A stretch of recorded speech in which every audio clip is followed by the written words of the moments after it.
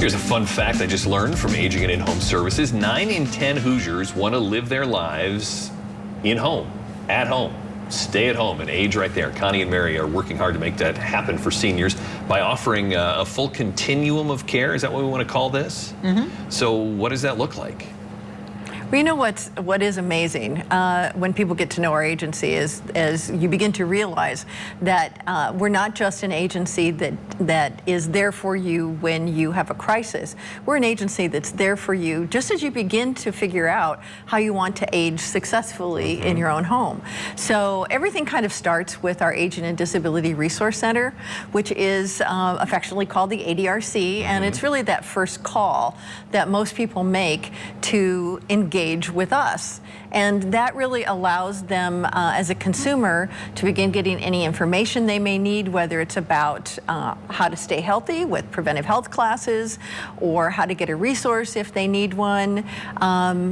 If they have multiple needs, what we may do is send out what we call an options counselor, do an assessment in the home and help begin to develop that care plan for them so that we have that beginning stages of what they may need over a period of many years in order to age successfully in place. So again, we want to kind of bring up cost, because I think sometimes people might be afraid to call you thinking that, you know, it seems like everything associated with getting older is expensive. Everything is expensive. There is no cost for the majority of our services because thanks to funding from the federal and the state government for that. But questions are always free. All right, you call our Aging and Disability Resource Center and tell us what the issue is, okay? And we have counselors skilled in helping you pull out the details of what you need, as well as folks would meet with you to do benefits enrollment. So if your issue is about drug costs and you can't pay for your prescriptions, then we can help enroll you in a program that will do that kind of thing. Or if you're aging in place and you want to redo your bathroom and that would help you stay safe and independent at home, maybe we can find a program that will fund some of that modification for you. We were talking about cost and the whole notion of the average care in a facility somewhere.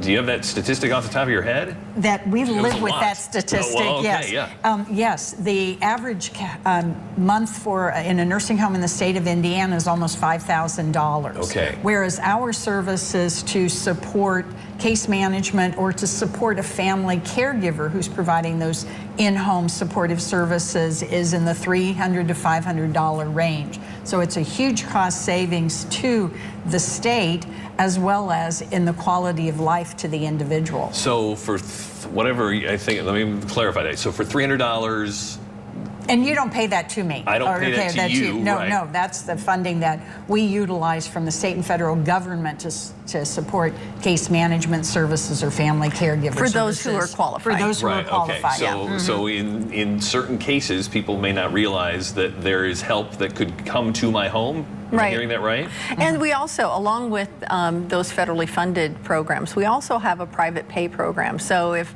an individual does not qualify for a federally or state funded program, we can still help them. We just arrange it a little bit differently. But the part that a lot of folks don't realize is that an investment in staying at home can be a really solid investment, not just for society, but for them. And it is, as you mentioned earlier, what most of us would choose for ourselves. I hardly ever run into anyone who doesn't want to age in place in their own home. You have a phrase, health happens at home. Is that a whole campaign? Yes. It's catchy.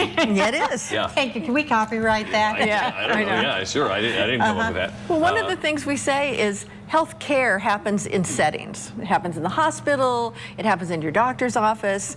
You may be going to therapy somewhere. So health care happens in a setting, but health happens at home.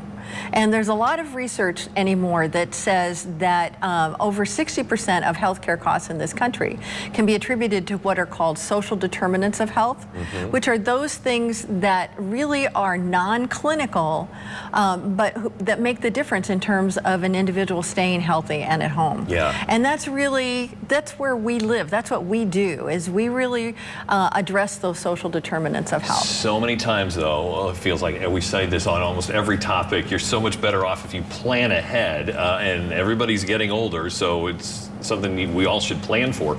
They can help you with that, too. We want to talk about that next here with Aging and In-Home Services of Northeast Indiana, agingihs.org. We'll be right back on Insight.